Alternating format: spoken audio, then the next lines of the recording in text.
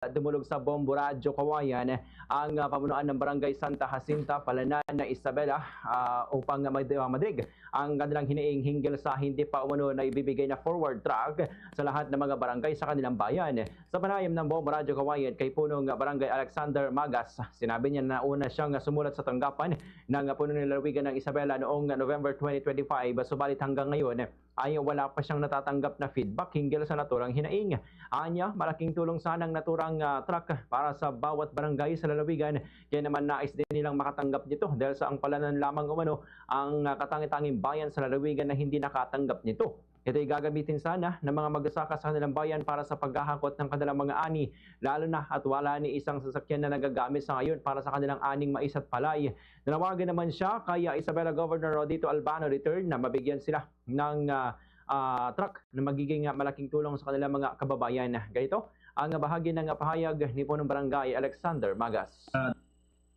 Dump truck na hindi na ipamahagi sa mga barangay ng Palanan maibigay po. At malaking tulong po yun, Bombo Kelvin, sa mga barangay. Ang purpose naman po nun na binili ng provincial government para sa mga barangay ng buong Isabela. So, Palanan lang po ang wala pa pong natatanggap.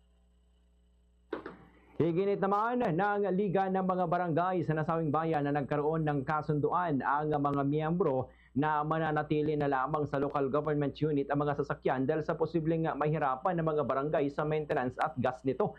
Sa panayam ng Bombo Radyo Kawayan kay LMB President Angelina Bernardo ng Palanan, sinabi niya na kung kakailanganin nila ay pwede naman nilang i-pull out ang mga ito para magamit sa barangay. Posibleng niya nga hindi na ito alam ni Kapitan Magas dahil sa wala umano ito lagi sa Palanan at hindi rin ito umaattend ng regular session ng Liga ng mga Barangay na naging dahilan kung bakit ito nasuspinde bilang kapitan. Git niya na recorded naman na naging kasunduan nilang hindi pag-turnover sa mga barangay ng natura mga sasakyan. Anya, walang problema sa mga ibinigay na sasakyan ng pamalang panlalawigan at malaki ang kanilang pasasalamat dahil sa malaki ang tulong nito sa mga residente. Ganito ang bahagi ng pahayag ni LMB President Angelina Bernardo. If in case po na kailangan po namin sa barangay, pinapaalam po namin sa GSO. Pagkatapos sa amin naman po lahat ng hindi po lahat pala ng kailangan namin na fuel ay nanggagaling sa amin kasi yung mga equipment po natin, yung mga truck po natin hindi lang po kasi pang agriculture ginagamit. Ginagamit po namin yan pati kung may dinadala po sa baryo na patay, may kasalan, may naghahakot po na maglilibing. Yun po yung po namin. Kaya hindi lang po sa agriculture nagagamit. Nahiram po namin anytime po.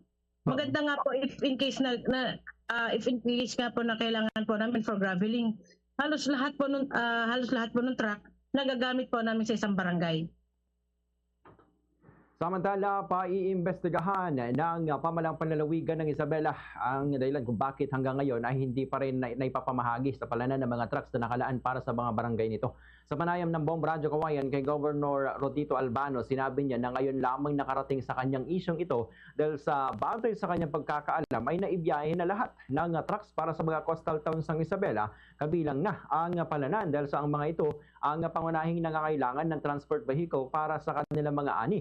Nilinaw ng gobernador na ang mga ipinapamahaging trucks ay para sa taong bayan at hindi dapat ginagamit pampersonal ng mga barangay officials. Kakasuhan naman niya ang mga mapatutunayan na lalabag dito. Hinikaya din niya ang mga Isabelenyo na agad iparating sa kanya ang iba pang mga isyu na kinakaharap sa kanilang bayan upang agad na ito'y matugunan. Ganitong bahagi ng pahayag ni Governor Rodito Albano. Sabi mo yan, ba't ngayon na nasabi sa akin yan? At papaimbestiga ko ngayon. Papaanoy ko si Vice Governor para malaman natin kung ano yung sitwasyon dyan sa munisipyo ng Palanan.